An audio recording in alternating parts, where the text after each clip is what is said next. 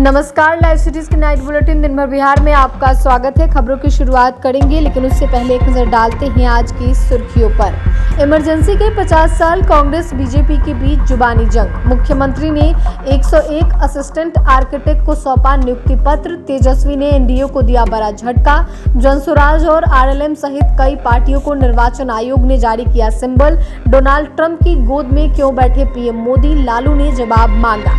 बिहार में अब शिक्षकों की समस्या का जिला स्तर पर ही होगा समाधान। पटना के मरीन ड्राइव पर पुलिस ने किया एनकाउंटर। पटना में शराब के साथ फर्जी दारोगा गिरफ्तार। 10वीं की परीक्षा को लेकर सीबीएसई का बड़ा फैसला। बिहार के 9 जिलों में होगी भयंकर बारिश। अब खबरें विस्तार से। इमरजेंसी पर प्रधानमंत्री नरेंद्र मोदी ने कहा कि कोई भी भारतीय यह कभी नहीं भूलेगा कि आपातकाल के दौरान संविधान की भावना का कैसे उल्लंघन किया गया था। उन्होंने संवैधानिक सिद्धांतों को मजबूत करने की अपनी सरकार की प्रतिबद्धता दोहराई। वहीं कांग्रेस अध्यक्ष मल्लिकार्जुन खड़गे ने आपातकाल की 50वीं बरसी पर प्रधानमंत्री नरेंद्र मोदी के हमले को लेकर उन पर पलटवार किया और आरोप लगाया कि बीजेपी सरकार की विफलताओं को छिपाने के लिए संविधान हत्या दिवस मनाने का नाटक कर रही है। उन्होंने दावा किया कि वह आपातकाल तो खत्म हो गया है, लेकिन मोदी सरकार में अघोषित आपातकाल। खड़गे ने यह भी कहा कि प्रधानमंत्री मोदी के कारण ही आज संविधान संकट में है।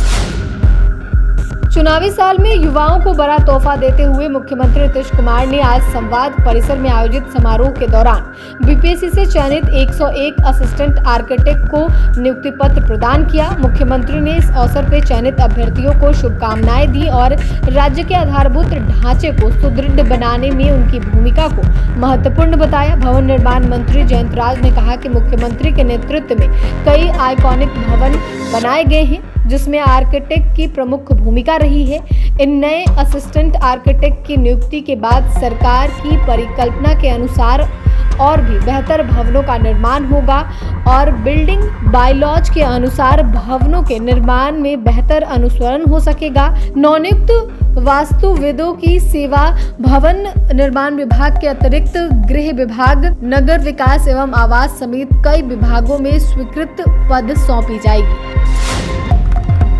तेजस्वी यादव ने एनडीए की 3 प्रमुख पार्टी भाजपा, जदयू और लोजपा आर को बड़ा झटका दिया है। तीनों पार्टी के साथ रह चुकी बिहार की पूर्व मंत्री और पूर्व सांसद रेणु कुशवाहा ने आज आरजेडी का लालटेन थाम लिया है। पार्टी के प्रदेश कार्यालय में तेजस्वी यादव ने उन्हें पार्टी की सदस्यता दिलाई।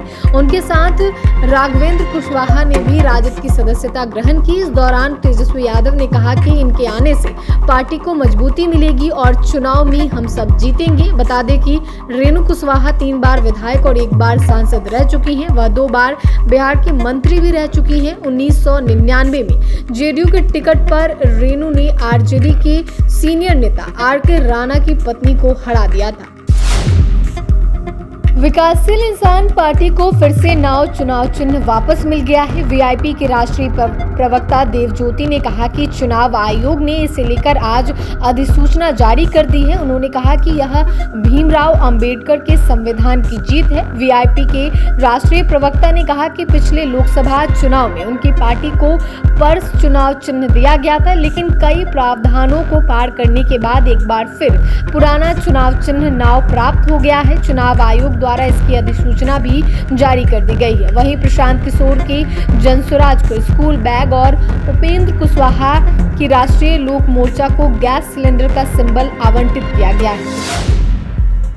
लालू प्रसाद यादव ने केंद्र सरकार और पीएम मोदी से जवाब मांगा है। लालू यादव ने एक्स पर एक पोस्ट को साझा करते हुए केंद्र की नरेंद्र मोदी सरकार से पूछा है कि अमेरिकी राष्ट्रपति के कहने से भारत पाकिस्तान के बीच सीजफायर क्यों किया गया। लालू ने पोस्टर शेयर किया है जिसमें पीएम मोदी को डोनाल्ड ट्रंप की गोद में बैठाकर दिखाया गया है, जबकि कई देशों के राष्ट्राध्यक्ष ट्रंप के सामने घुटनों पर बैठे दिखे। लालू ने लिखा, पहलगाम की आतंकी हमला कर निर्दोष देशवासियों की हत्या करने वाले आतंकियों को अब तक सरकार क्यों नहीं पकड़ पाई है। अमेरिकी राष्ट्रपति के कहने से सीज फायर क्यों किया गया, इनका जवाब कौन देगा। बिहार शिक्षा विभाग ने उन्होंने राज्य के लाखों शिक्षकों की समस्याओं के त्वरित निराकरण के लिए एक व्यापक दिशा निर्देश जारी किया है।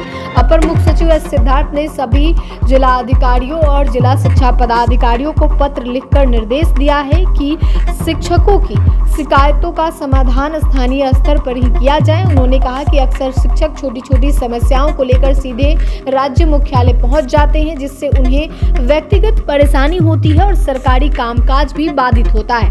विभाग ने इस शिक्षा कोष पोर्टल को और अधिक सशक्त बनाया है। इस पोर्टल के माध्यम से शिक्षक वेतन, अवकाश, हस्तांतरण, भ्रष्टाचार और अन्य मुद्दों से संबंधित शिकायतें ऑनलाइन दर्ज करा सकते हैं। डॉक्टर सिद्धार्थ ने स्पष्ट किया है कि जिला स्थापना समिति, जिसकी अध्यक्षता जिला अधिकारी करते हैं, शिक्षकों की समस्याओं का केस टू केस आधार पर निराकरण करेगी। पटना में अपराधियों और पुलिस के बीच मुठभेड़ हुई है। गांधी मैदान थाना इलाके के मरीन ड्राइव पर दो बदमाशों के आने की सूचना एसटीएफ को मिली। जानकारी के बाद एसटीएफ मौके पर पहुंची। एसटीएफ और पुलिस को देखकर दोनों बदमाश स्कूटी से भागने लगे। भागने के दौरान अपराधियों ने पुलिस पर फायरिंग की। जवाबी कार्रवाई में एसटीएफ ने गोली चलाई। एक बदमाश के पैर में गोली लगी, जिससे वो वहीं गिर गया। जिसे गोली लगी है उसका नाम मोहम्मद राजा है। शहनवाज हत्या मामले में मोहम्मद राजा आरोपी है। पुलिस ने उसके साथ एक और बदमाश को पकड़ लिया। उत्पाद विभाग की टीम ने एक फर्जी दारोगा रवि किशन को अगमकुआ थाना क्षेत्र से गिरफ्तार किया है। रवि किशन पुलिस की वर्दी पहनकर खुद को दारोगा बताता था। रवि खुलेआम अवैध शराब की तस्करी भी करता था। फर्जी दारोगा के पास 199 लीटर विदेशी शराब मिली है। दरअसल उत्पाद विभाग को गुप्त सूचना मिली थी कि एक दारोगा शराब की तस्करी कर रहा है। इसी के आधार पर पकड़ने के लिए एक विशेष टीम गठित की गई। कुम्हरार के पास चेकिंग के दौरान वह गाड़ी दिखी, उसे रोककर जांच की गई। उससे के पास न कोई पहचान पत्र था, ना ही कोई डॉक्यूमेंट मिला। गाड़ी की तलाशी ली गई तो 199 लीटर शराब बरामद हुई। केंद्रीय माध्यमिक शिक्षा बोर्ड ने अगले वर्ष 2026 से साल में 2 बार कक्षा 10वीं की बोर्ड परीक्षा आयोजित करने का फैसला लिया है।